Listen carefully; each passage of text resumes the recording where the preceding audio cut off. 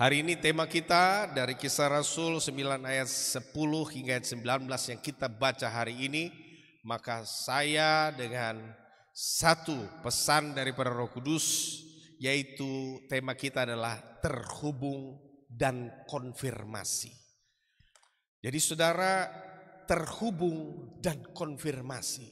Jadi saudaraku yang terkasih di dalam Yesus Kristus, Roh Kudus itu memungkinkan dalam suatu peristiwa di mana Saulus, ya, dia dengan surat penuh daripada imam-imam kepala untuk menangkap siapa saja yang menyebut ya Yesus sebagai Tuhan dan mengaku Yesus sebagai Tuhan, maka dia tangkap dan dia binasakan orang-orang itu.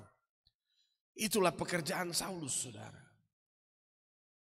Tetapi saudaraku yang terkasih dalam Kristus, dalam perjalanannya menuju tempat lokasi di mana dia hendak menyebabkan orang-orang itu ditangkap, Yesus menampakkan diri dengan cahaya terang yang sangat luar biasa, lebih terang daripada matahari, dan membutakan matanya sehingga dia jatuh dari kudanya dan dia tergeletak. Semua orang yang mengikuti dia mendengar suara, "Saulus, Saulus, mengapa engkau menganiaya aku?" Tapi tidak melihat Yesus. Saulus melihat Yesus dan dia buta. Dan kemudian saudara, dalam peristiwa kebutaan itu, dia menyadari bahwa suara dan penglihatan itu membuat matanya buta adalah Tuhan Yesus sendiri. Dan saudaraku yang terkasih dalam Kristus, kemudian dia tinggal di rumahnya di salah satu jalan yang bernama Jalan Lurus. Tapi kita akan lihat di sini saudara, lewat karya Roh Kudus, Paulus dihubungkan dengan siapa? Ananias. Roh Kudus itu saudara membuat kita terhubung dengan Tuhan. Roh Kudus itu membuat kita terhubung dengan orang-orang yang kita memang sangat perlukan. Jadi saudaraku yang pertama, Roh Kudus memungkinkan kita untuk bertemu, terhubung dan terkoneksi dengan Tuhan. Saudara, di dalam Kristus kita lewat Roh Kudus itu memungkinkan kita bisa terhubung, terkoneksi dan bertemu dengan Tuhan. Sebab tanpa Roh Kudus kita akan hidup dengan kehampaan, saudara. Ya, saudara pernah ya ke satu tempat di mana sinyal itu hilang? Saudara pernah ada di satu tempat tidak ada wifi? Apa yang saudara rasakan? Panik. Ya, panik saudara. Panik. Panik kalau saudara sendirian dan tidak bersama-sama dengan rekan saudara. Demikian pula halnya kami pernah ke Israel, saudara. Beberapa hamba-hamba Tuhan, pendeta-pendeta, dan ada salah satu seorang pendeta yang tersesat di Bandara Dubai. Bandaranya besar, saudara. Mallnya besar sekali, saudara.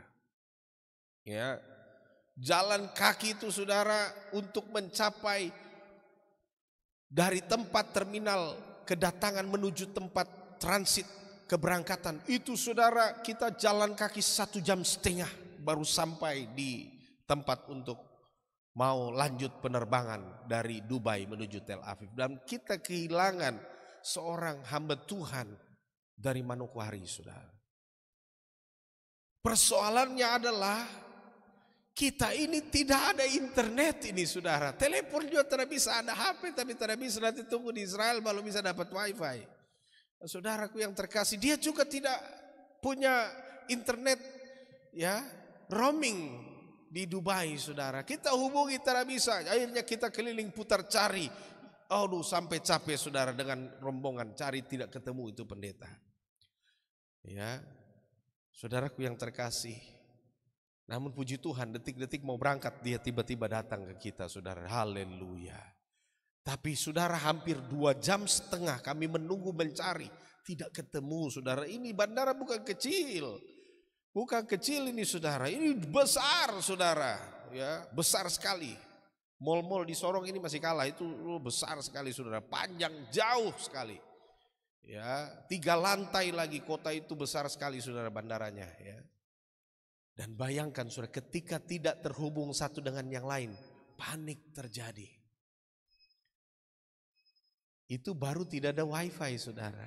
Demikian juga rohani kita hari-hari ini. Saudara yang tidak terhubung dengan Tuhan, engkau mengalami kekosongan yang dalam jiwamu. Engkau merasa seperti sendiri dan ditinggalkan. Seolah-olah ada yang kurang dalam dirimu.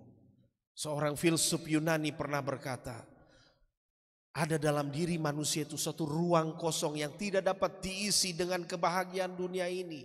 Bahkan sekalipun oleh pasangan hidupnya sekalipun tidak bisa mengisi ruang kosong itu. Dan ruang kosong itu hanya bisa diisi dengan kehadiran Sang Pencipta yang menciptakan dia, yaitu Tuhan.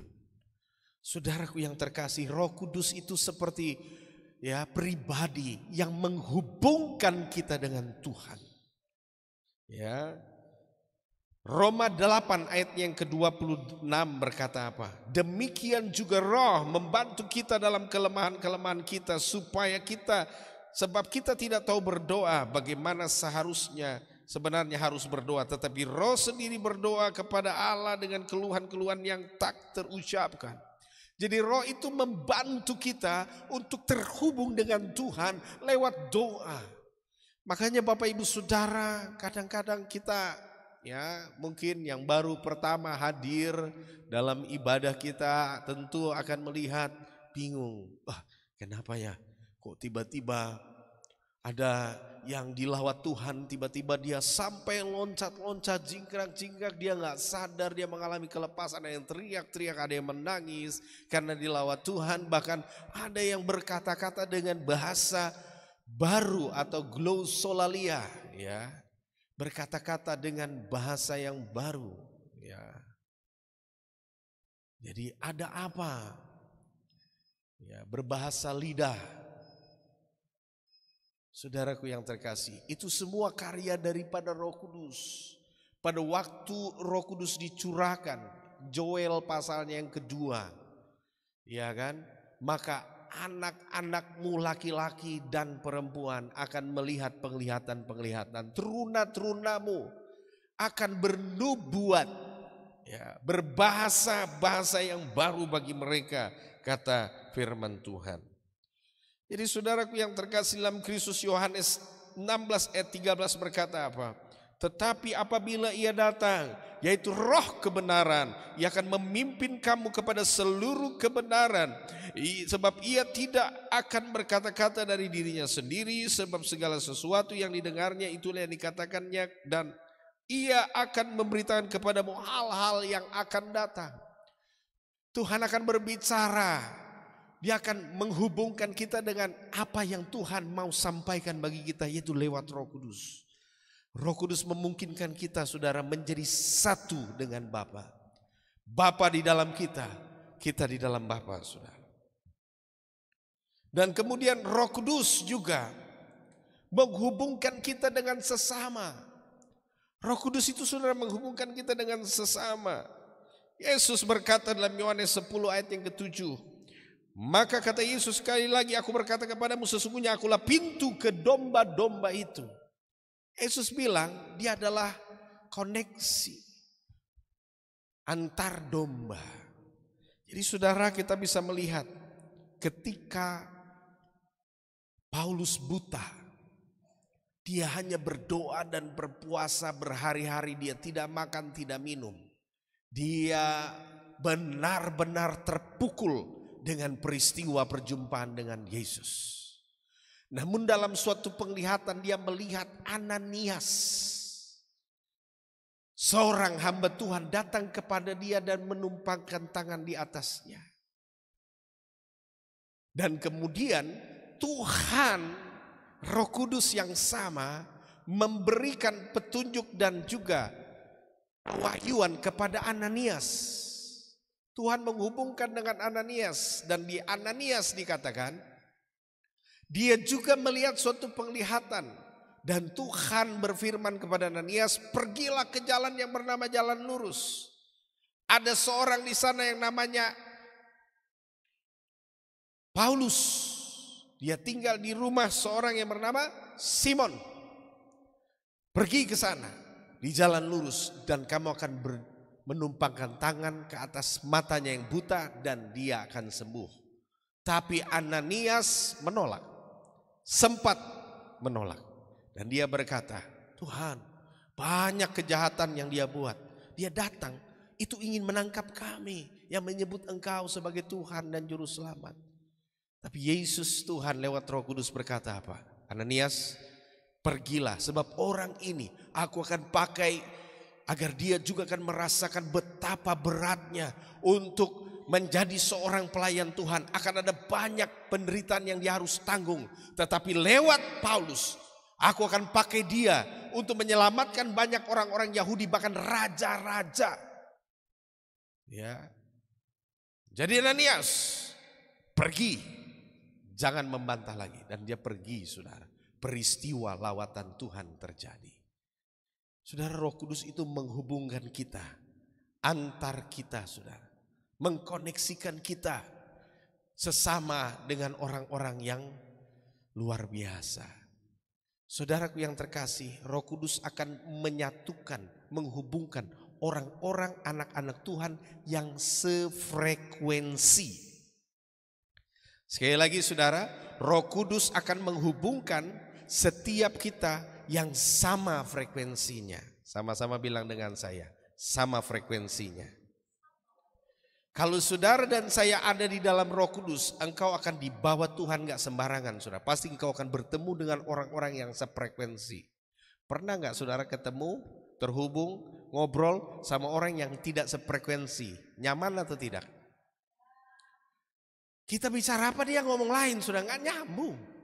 Gak nyambung.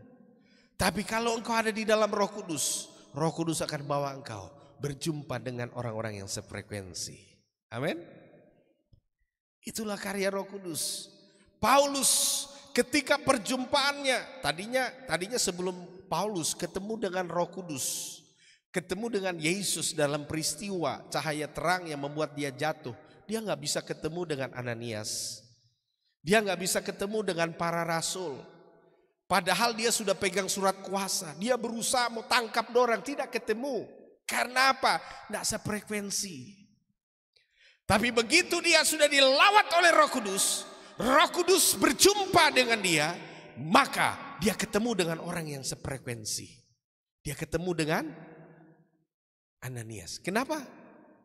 Padahal dia mau tangkap Ananias, tapi tidak pernah dapat karena tidak sefrekuensi. Tuhan lindungi Ananias. Tuhan lindungi para rasul. Tapi begitu dia sudah sefrekuensi, Tuhan pukul dia buta dan rohnya makin meningkat dan dia masuk dalam suatu dimensi persekutuan dengan Tuhan dan Roh Kudus, maka dia ketemu orang yang sefrekuensi. Siapa?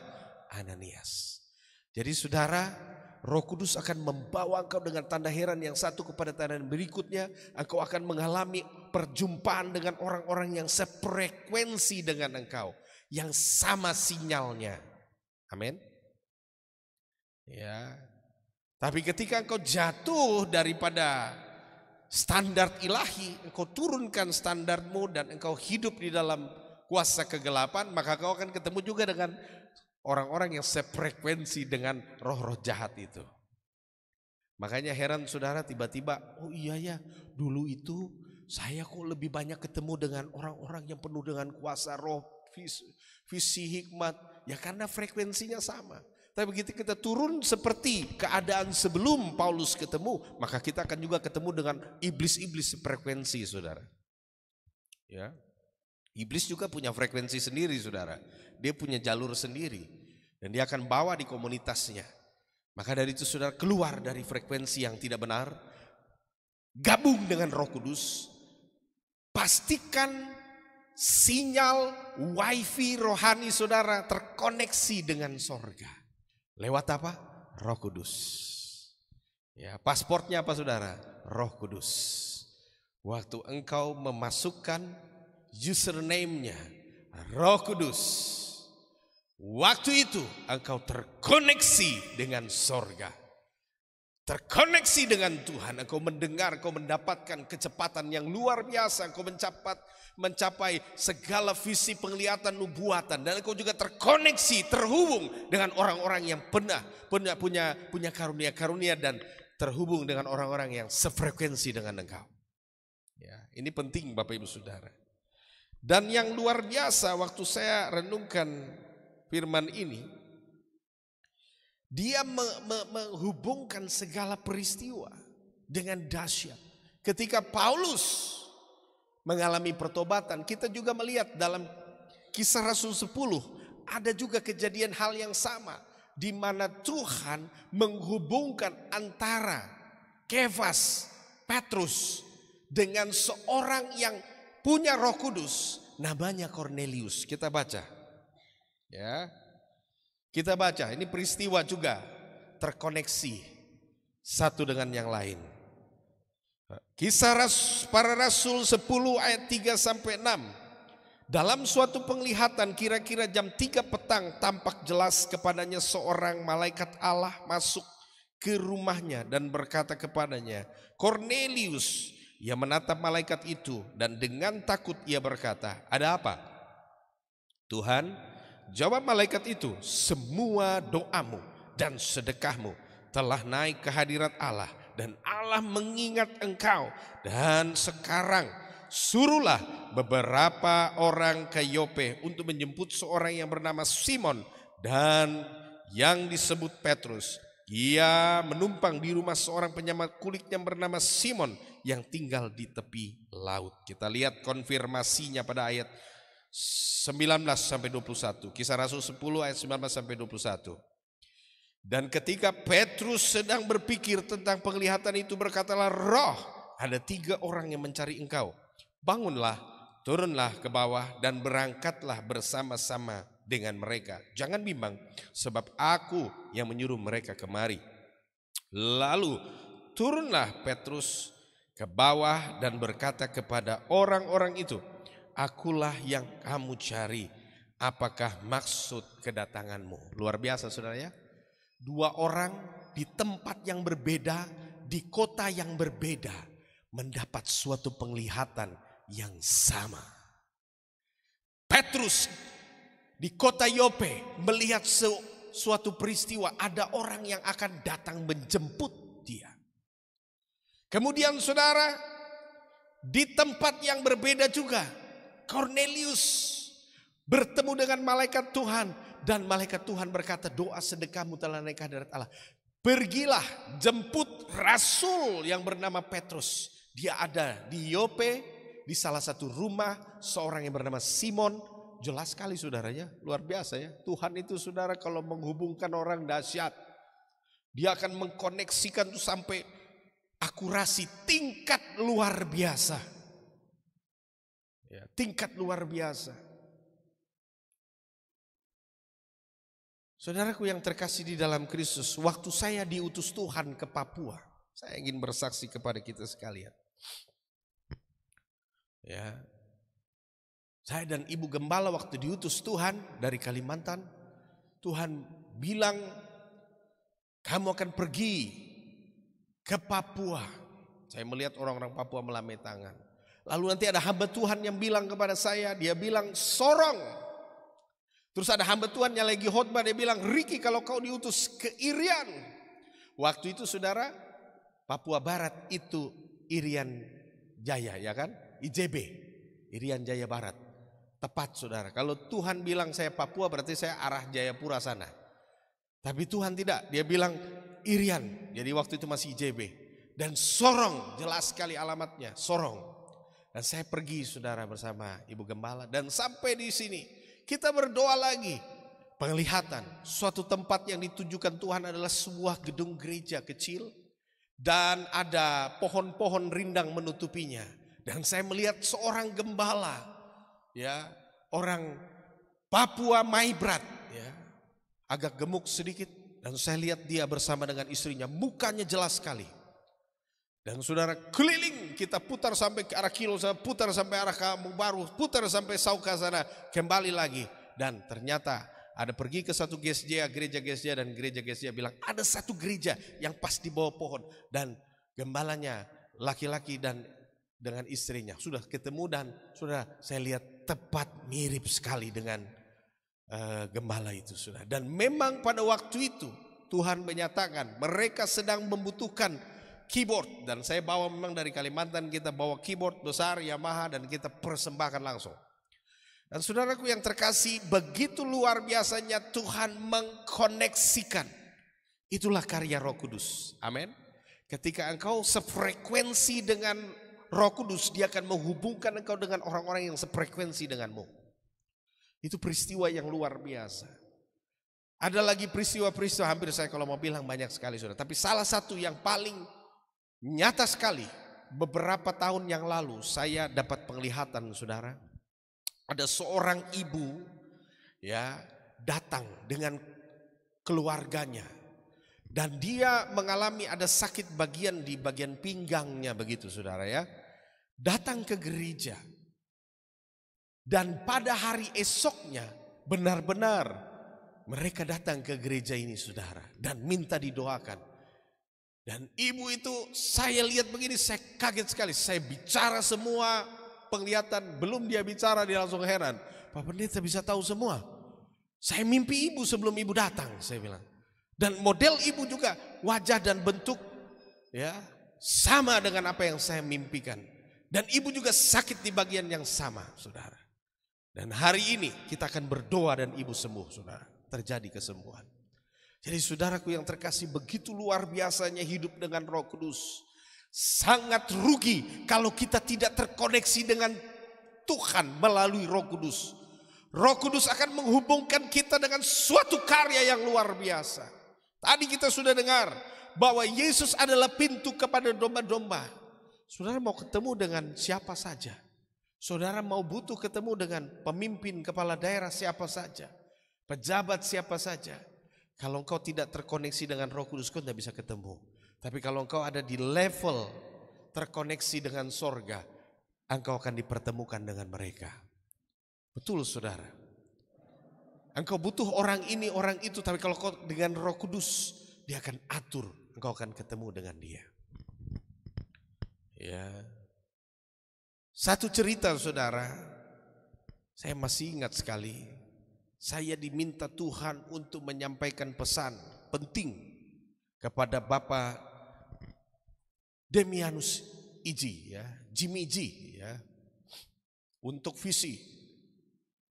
Tapi saya susah sekali ketemu orang ini ya, kira-kira bagaimana gitu.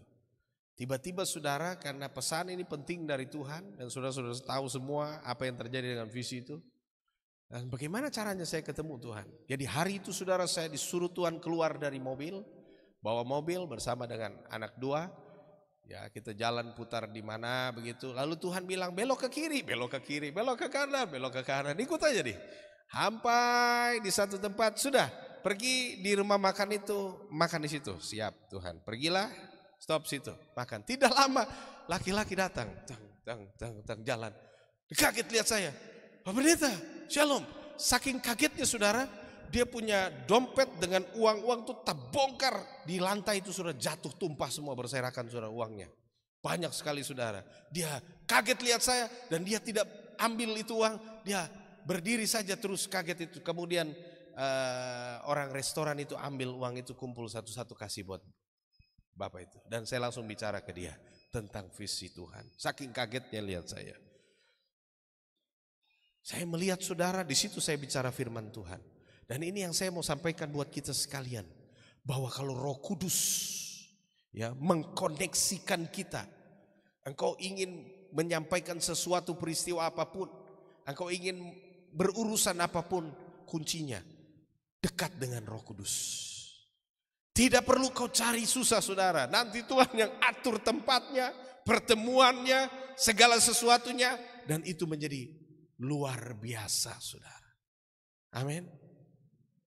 Makanya saudara, hari ini orang kalau tidak terkoneksi dengan Roh Kudus, kau adalah orang yang paling rugi di dunia ini saudara. Jangan bangga hanya terkoneksi dengan internet. Internet saudara tidak akan menghubungkan engkau satu dengan yang lain.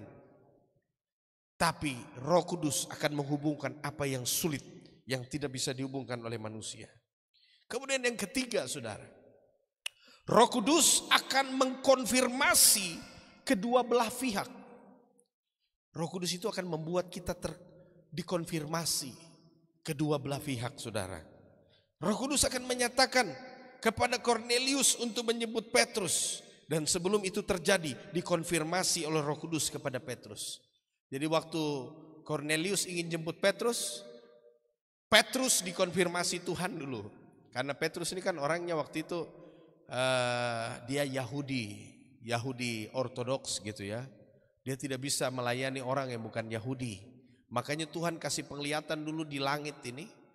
Ada kain membentang 4 buah dan di dalamnya ini ada binatang yang haram saudara. Ular, kalajengking, apa semua binatang itu. Tuhan bilang sembelihlah dan makanlah. Sampai 3 kali Petrus tolak. Tidak Tuhan, itu adalah sesuatu yang haram, saya tidak akan makan. Tahu artinya?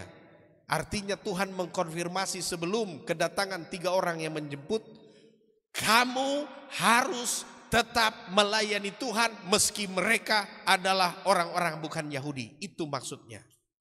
Peristiwa kain 4 biji dengan binatang yang tidak halal itu, tidak kosher itu adalah bangsa-bangsa yang harus diselamatkan Petrus. Kau tidak boleh pilih-pilih orang melayani, begitu.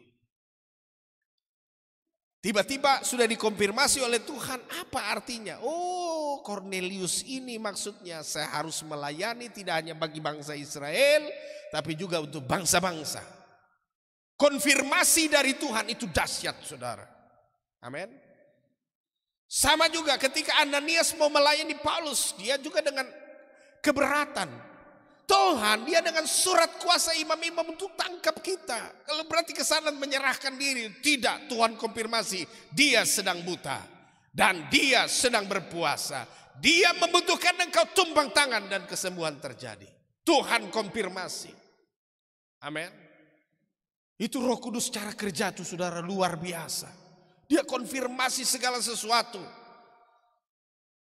Dia pastikan semua yang dia atur, pertemuan yang dia atur, keterhubungan yang dia atur, itu aman bagi anak-anaknya.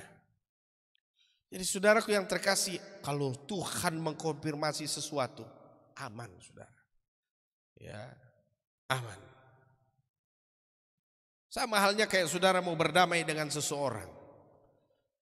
Ya. Kalau saudara Roh Kudus tidak gerakan, jangan kau pergi. Itu sampai di sana baku pukul berarti. Sabar sampai waktunya Roh Kudus beri petunjuk penglihatan, kau pergi baru kau pergi. Berdamai dengan dia, maka itulah waktu yang ditentukan Tuhan. Tuhan sudah konfirmasi damai sejahtera di hati, pergi dan berdamai. Ya kan? Hatimu sudah berdamai, engkau sudah mengampuni, tapi belum tentu orang yang kau harapkan untuk berdamai juga memberi diri waktu itu. Maka dari itu berdoa sampai konfirmasi Tuhan. Itulah Roh Kudus saudara.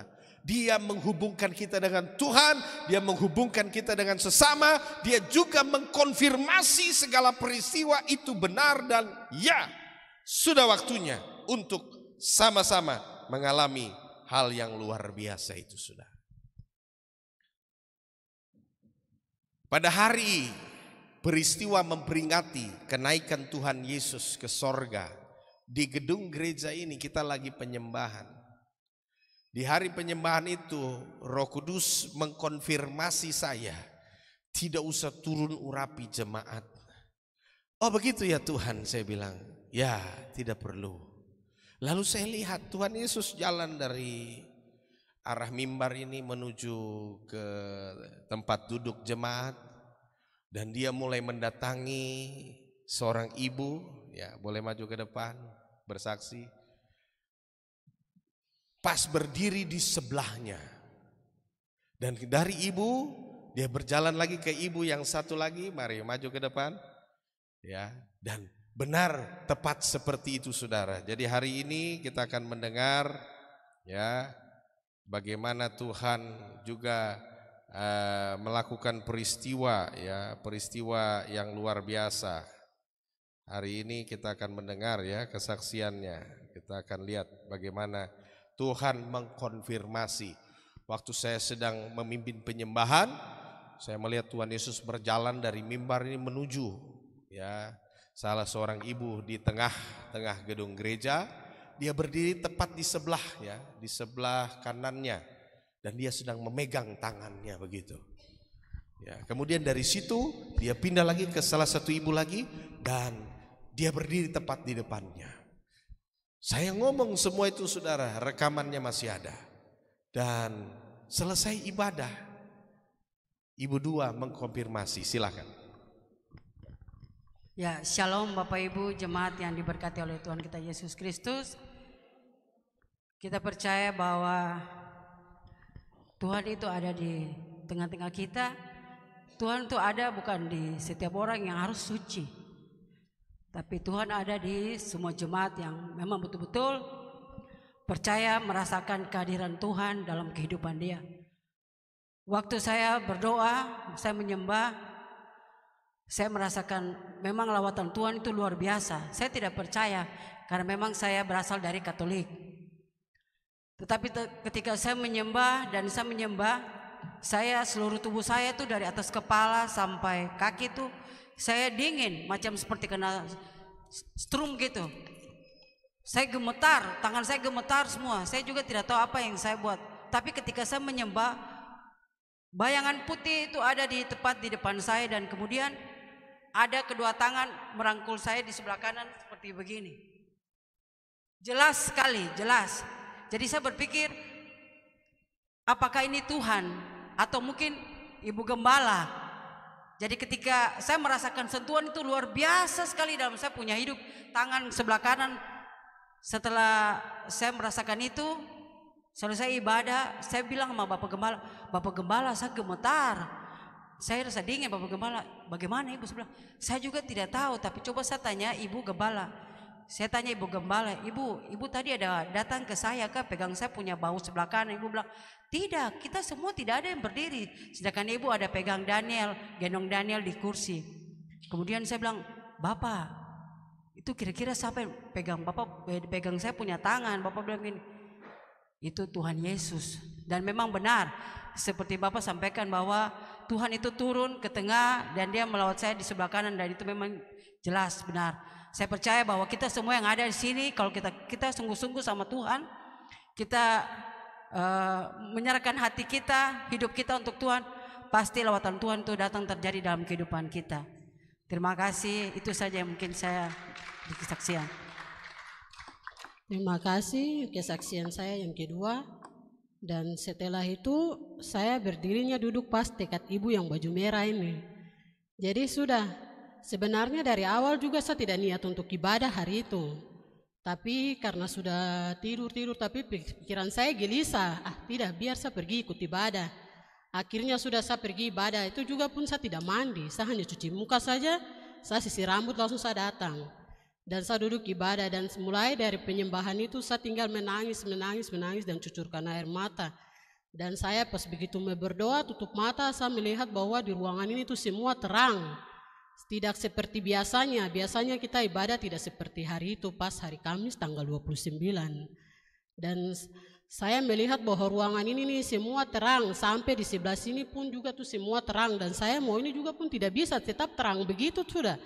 Dan saya melihat bahwa terang di depan saya itu semakin terang, dan semakin terang itu pula pun badan saya semua ini jadi merinding, dan saya menangis, dan mulai dari awal itu saya menangis terus sampai selesai. Dan saya pun juga orang ini biasanya suka cepat marah, tapi mulai pada saat itu, setelah itu mulai saya pulang ke rumah tuh sudah rasa hati saya tuh sudah seperti biasa-biasa, sudah tidak merasa bahwa begini begitu, tidak. Jadi saya seperti biasa, air yang tenang saja seperti itu sampai saat yang ada ini. Dan saya merasa bahwa memang pekerjaan Tuhan dan lawatan Tuhan itu sungguh luar biasa dalam kehidupan kita. Sebagai umat manusia kita banyak bersyukur dan berterima kasih karena kebaikan Tuhan bagi kita tuh sungguh luar biasa. Dan mungkin itu saja kesaksian saya. Begitupun hari tadi juga tidak sempat untuk mau ibadah, tapi saya harus pergi ibadah, tidak bisa tinggal. Dan akhirnya saya datang pun juga saya tidak mandi, saya hanya sisir rambut dan pakai pakaian saja dan cuci muka, itu saja. Terima kasih, Tuhan Yesus memberkati kita semua. Baik, puji nama Tuhan. Saudara-saudara yang terkasih, boleh kembali ke tempat duduk. Tepuk tangan dulu buat Tuhan Yesus. Dahsyat. Ya, jadi ini sebuah konfirmasi Bapak Ibu Saudara ya. Jadi Tuhan itu dia mengkonfirmasi segala peristiwa. Saya sebagai hamba Tuhan yang memimpin pujian penyembahan setelah firman di hari kenaikan Yesus Kristus hanya melihat. Dan saya sebenarnya mau diam saja, tapi Tuhan bilang jangan, kamu jelaskan apa yang kamu lihat. Jadi saya melihat Tuhan Yesus berdiri, kemudian mendoakan, ada Bapak satu yang berdiri depan, didoakan lagi, dikasih tongkat, emas gitu ya. Kemudian berarti ada jabatan yang mau dikasih begitu. Kemudian saya lihat lagi ke arah pemusik. Pemusik ini ada malaikat-malaikat pakai apa itu? Kayak baju tamborin begitu. Kemudian ada dia punya mahkota yang biasa bulat mengkilat itu, tapi terbang dari atas kepalanya itu yang melingkar kayak cincin gitu. Di sini ada sekitar mungkin 5-6 malaikat yang bersama-sama dengan mereka. Kemudian yang di sebelah kiri kebetulan ada worship leader dan semua singer. Saya melihat ada malaikat seperti Mikael dan Gabriel gitu ya, tentara yang pakai jubah perang emas keemasan dengan tongkat perangnya gitu ya. Kemudian pas lihat ke belakang sana ada malaikat dengan sayap begitu di bagian multimedia di atas. Dan peristiwa itu saya cuma ngomong saja, dan saya pikir nggak semua orang lihat, tapi saya cuma ngomong saja. Ya, saya pikir ini kira-kira saya ngomong saja lah, pokoknya dengan iman gitu kan, ngomong karena apa yang saya lihat nyata gitu. Dan puji Tuhan penglihatan itu dikonfirmasi bahwa bagaimana Yesus jalan pertama ke Ibu Yeni Hetubun, kemudian ke Ibu Yumame. Itu hal yang luar biasa, benar-benar. Jadi habis dari situ ke sana dan memang dikonfirmasi benar. Setelah ibu rasakan di situ, kemudian Tuhan Yesus berdiri di depan, dan itu sesuatu yang dikonfirmasi dan memang benar. Mereka juga melihat. Jadi bukan hayalan pendeta, hayalan gembala saudara yang bicara di depan sini lalu menghayal-menghayal lagi cerita gitu. Enggak, itulah Roh Kudus saudara. Ya, itulah Roh Kudus. Jelas sekali saya melihat Tuhan Yesus pegang tangan bagian sebelah kanannya ibu gitu ya. Dan posisi Yesus yang ibu lihat juga, yang ibu rasakan juga tepat seperti itu. Kalau misalnya saya lihat sebelah kiri, ibu lihat sebelah kanan, ya oke lah, berarti bukan Roh Kudus, nggak nyambung gitu, nggak satu frekuensi. Tapi ini sefrekuensi saudara, benar-benar apa yang saya lihat ibu juga rasakan. Demikian juga saya tanya, Ibu Yumame posisi di mana? Lihat Tuhan Yesus, saya lihat jubah orang yang jubah putih di depan saya. Pas saya lihat juga posisi Tuhan Yesus berdiri di depan juga. Jadi saudara, inilah yang disebut dengan konfirmasi Tuhan. Bagaimana peristiwa Petrus dikonfirmasi Tuhan mengenai Cornelius. Bagaimana Paulus dikonfirmasi Tuhan dengan Ananias. Jadi semua peristiwa yang ada di dunia ini luar biasa. Saudara kalau ikut Tuhan, alami hidup dalam Roh Kudus, saudara akan lihat hal-hal yang aneh, ajaib, yang saudara kalau ngomong juga orang lain mungkin gak percaya. Kenapa dia gak percaya? Karena gak sefrekuensi. Tapi kalau dia sefrekuensi, dia akan mengimani apa yang saudara percaya. Apa yang kau lihat akan dimengerti oleh orang-orang yang sefrekuensi. Amin. Maka dari itu saudara, jangan tinggalkan komunitas frekuensi kerajaan sorga. Amin. Di tempat ini frekuensi kerajaan sorga. Ya, luar biasa saudara. Jadi kita akan melihat peristiwa penglihatan, nubuatan, karya Tuhan, wujud nyata penglihatan, karya Tuhan. Semua frekuensi dari Tuhan, saudara. Ya, ada banyak yang lain juga demikian saudara. Kita bicara yang lalu saja. Peristiwa-peristiwa di mana Tuhan setelah ya Ibu Kambuaya selesai worship leader, ibadah selesai, dan saya dikonfirmasi Tuhan bahwa Bapak Kambuaya dia akan lulus tes, tapi dia akan jadi ketua. Ya, dan betul dikonfirmasi subuh jam 3 beliau jadi ketua sesuai dengan visi Tuhan dan konfirmasi Tuhan. Itu karya Roh Kudus saudara. Ya. Jadi saya percaya, pastikan hidup kita ini sefrekuensi dengan Roh Kudus ya, supaya Roh Kudus membuat kita terhubung antara kita dan Tuhan, antara kita dan sesama, dan karyanya itu indah sekali saudara. Saya kalau lihat peristiwa Roh Kudus ini sudah memang Tuhan tuh dia atur semua tuh indah. Cuma manusia ini banyak tidak satu frekuensi dengan dia. Jadi waktu Tuhan mau atur begini dia kepala batu, saudara. Jadi mari saudara, jangan kita kepala batu. Buang kepala batu itu. Berikan orang hati roh yang rendah hati supaya frekuensi kerajaan sorga mampu menjangkau dirimu. Dan juga apa yang menjadi harapan dan cita-citamu di tahun-tahun ini, saudara. Kemudian lihat lagi. Ini ada satu pertanyaan, saudara. Mengapa Tuhan memerlukan Petrus? Mengapa Tuhan memerlukan Ananias untuk melakukan mujizat terhadap Kornelius dan Paulus? Ini pertanyaan, saudara. Kan tadi sudah Roh Kudus bekerja, kita lihat tadi. Roh Kudus datang bekerja, jamah orang, lawat orang, ya kan? Kita sudah tahu itu. Tapi kenapa dia mesti susah payah menghubungkan antara seseorang dengan seseorang lainnya? Kenapa Kornelius tidak dijamah saja, diurus Tuhan sendiri?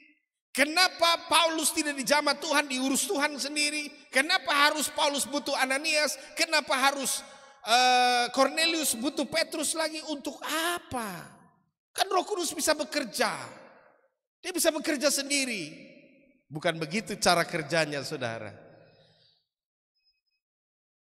Firman mengatakan bahwa firman itu harus dilakukan.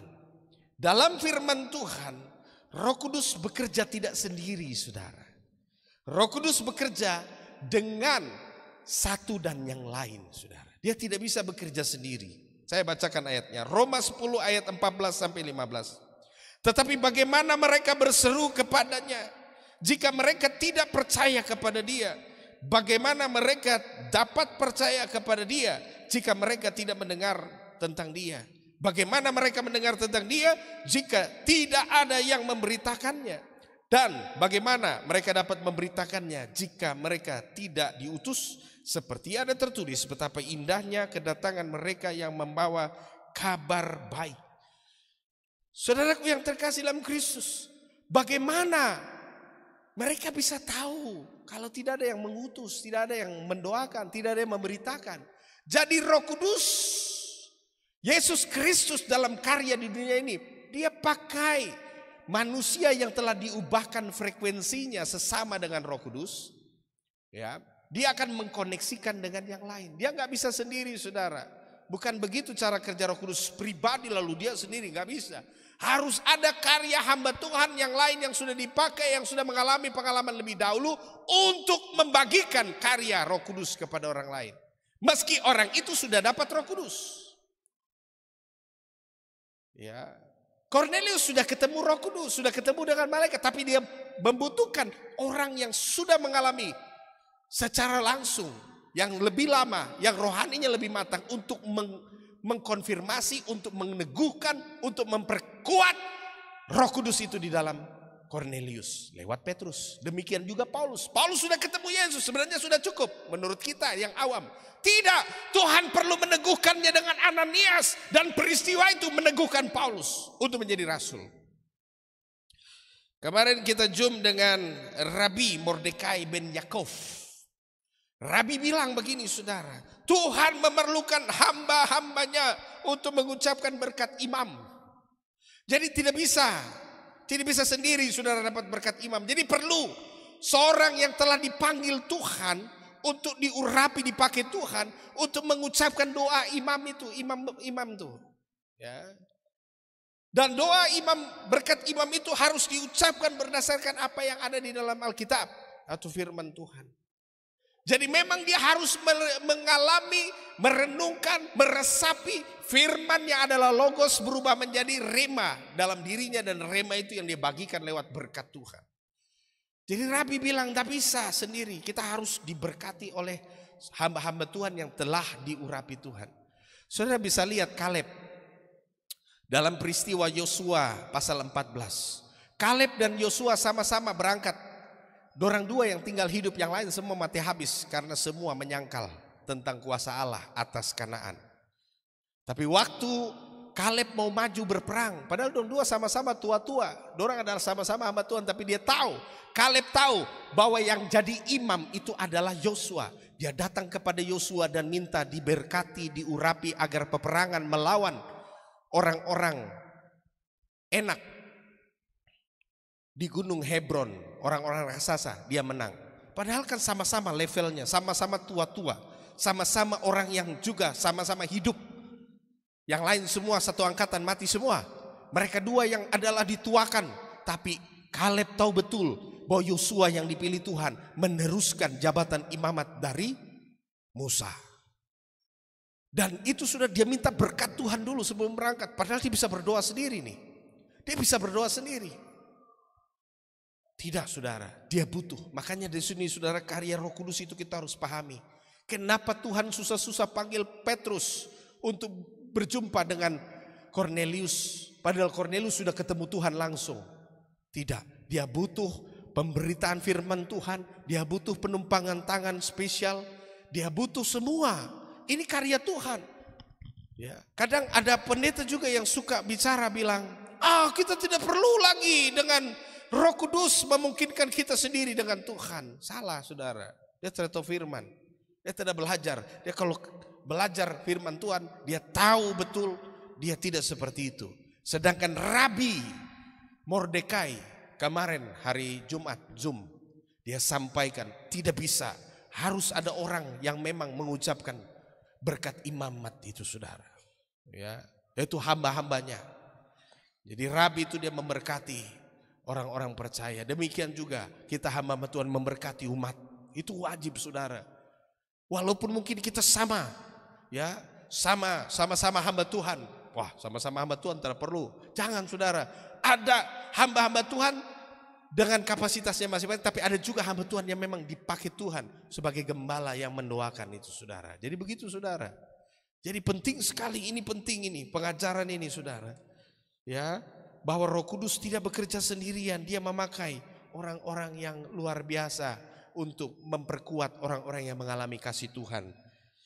Jadi orang-orang yang tersesat dan angkuh adalah orang-orang yang tidak mau mengakui bahwa tanpa hamba-hambanya Tuhan tidak akan bekerja.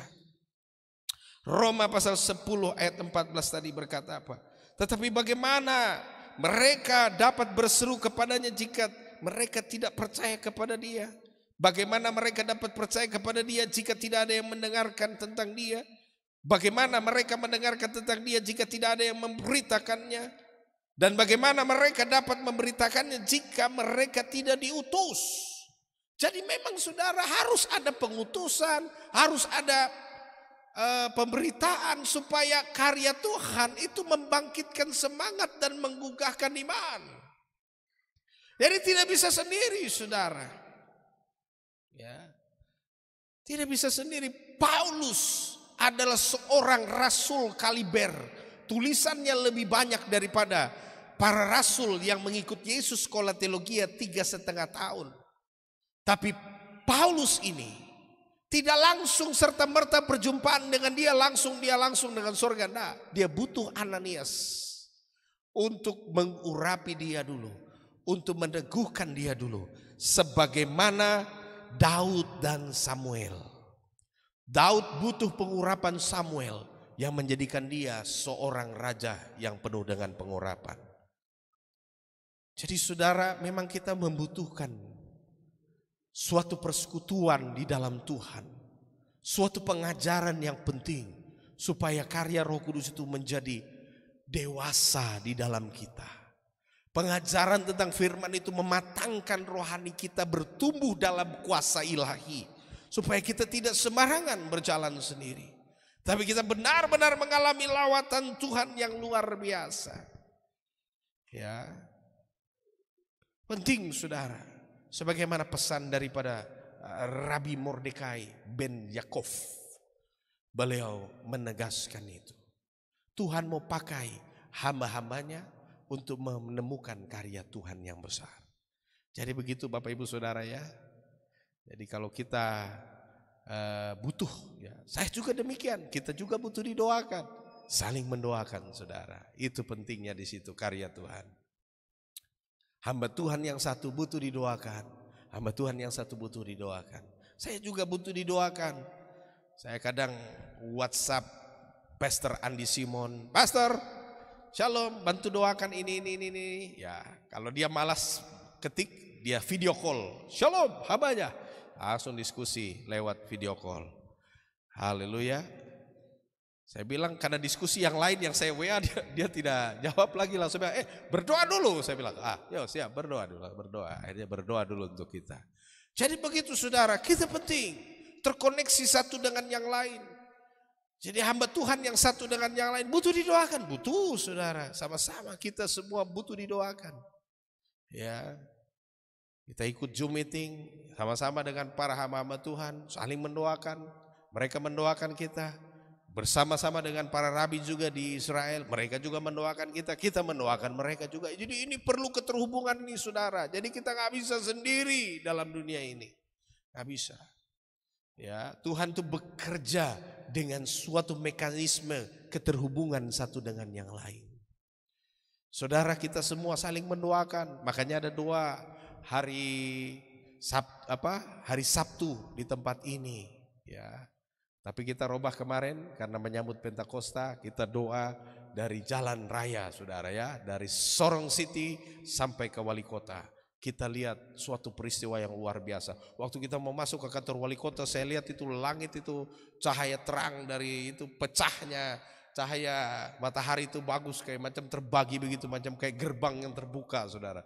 Luar biasa. Tuhan sambut kita rombongan SICC dan rombongan gereja-gereja lain untuk masuk ke kantor wali kota. Saya percaya saudara, wali kota itu rebut. Amin. Provinsi Papua Barat Daya kita rebut juga. Ada yang luar biasa saudara. Satu peristiwa yang dahsyat adalah waktu pembagian pokok doa. Ya, yang lain pokok doa ini, pokok doa ini, pokok doa, pokok doa. Pas dapat di saya, dibisik.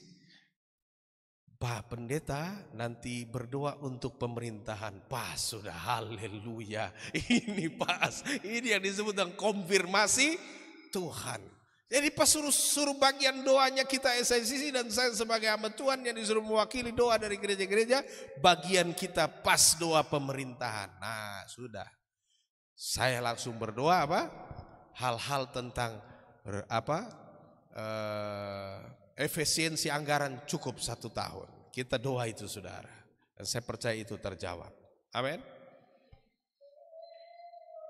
Jadi saudaraku yang terkasih, kami sering doa di kantor wali kota itu dengan hamba-hamba Tuhan semua. Kita selalu doa waktu Papua Barat Daya belum jadi. Itu kita doa terus saudara, di situ juga. Dan puji Tuhan, apa yang kita doa-doa begitu tuh, waktu itu mungkin buat telinga orang bilang, itu pendeta berdoa Papua Barat Daya, tak mungkin jadi itu. Tak ada itu. Oh dulu orang saudara hina-hina. Sampai pernah dulu Pak siapa ini, mantan wakil presiden bilang, tak mungkin. Jangan kasih dorang pemekaran Papua Barat Daya itu. Malah yang tidak pakai punya dokumen jadi duluan provinsinya. Ya. Tapi kita yang 20 tahun lalu, 17 tahun perjuangan itu dokumennya jelas, pendoanya jelas, konsisten di gereja ini. Waktu doa itu terjawab, sudah kita lihat sekarang sudah ada provinsi itu, ya kan? Betul tidak? Provinsi itu saudara sudah jadi sekarang. Dan kita selalu berdoa. Masih ingat saya bicara di mimbar ini, kita rebut sekda, betul tidak? Ya kan? Berdoa rebut sekda, kita berebut pimpinan-pimpinan OPD. Itu kan doa kita saudara, doa profetik itu. Ya. Mungkin kalau orang yang tidak sefrekuensi akan lihat, pendeta ini berdoa begitu. Tapi hari ini dibuktikan saudara. Ya, dibuktikan. Ya, dibuktikan hari ini bahwa sekda Papua Barat ya, Daya salah satu juga simpatisan gereja kita saudara, ya kan? Ya, kita berdoa saudara, dinas PU kita berdoa, rebut dengan iman, harus doa profetik saudara. Roh Kudus itu membawa kita dengan iman tapi juga dengan doa profetik. Bagaimana Tuhan membawa kita berdoa 17 tahun konsisten saudara, untuk berdoa provinsi jadi. Kenapa? Karena saya melihat suatu peristiwa ini, sudah kita yang pegang dokumen, tapi juga saya melihat banyak pengangguran. Banyak pengangguran. Dan lewat provinsi ini kan sekarang banyak yang PNS terima SK PNS dari apa saudara? Dari provinsi yang kita berdoa ini. Banyak yang tolak-tolak Sekarang sudah jadi DPR, DPD RI. Itu kan dulu-dulu kan tolak-tolak barang ini sudah. Ya toh? Yang tolak-tolak tuh sekarang sudah nikmati dapat jabatan, sudah gara-gara provinsi. Coba kalau terada baku rebut dengan Papua Barat dulu, saudara. Jadi saya mau kasih tahu saudara bahwa Roh Kudus itu membawa kita dalam suatu ilham, hal-hal yang luar biasa. Nah, kita harus berdoa saudara. Provinsi ini puji Tuhan, kita beberapa di provinsi ini jemaat SSCC sudah terima SK ya dari Provinsi Papua Barat yang kita gumuli 20 tahun yang lalu saudara. Ya, jadi ada Ibu Kambu yang kemarin berdoa, dan juga ada adik dari Ibu Yumame juga terima SK untuk provinsi ini. Tapi juga ada kota juga ya, ada Bapak ya dari ini juga suami dari Ibu Tresia juga ya, kemudian juga ada Ibu Yumame juga ya. Kita berdoa saudara supaya semua umat juga masuk di dalam posisi-posisi ini. Karena kasihan saudara, banyak orang menganggur di tanah Papua. Nah, kita berdoa supaya lewat visi Roh Kudus itu dia berkarya, membuat kita semua sukses dan luar biasa. Jadi ini penting saudara, penutup bagi kita sekalian, bahwa Roh Kudus adalah pribadi dari Allah sendiri. Dan melalui Roh Kudus segala hal yang tidak mungkin menjadi mungkin. Dia adalah Allah yang membuat kita terhubung dengan Tuhan dan sesama.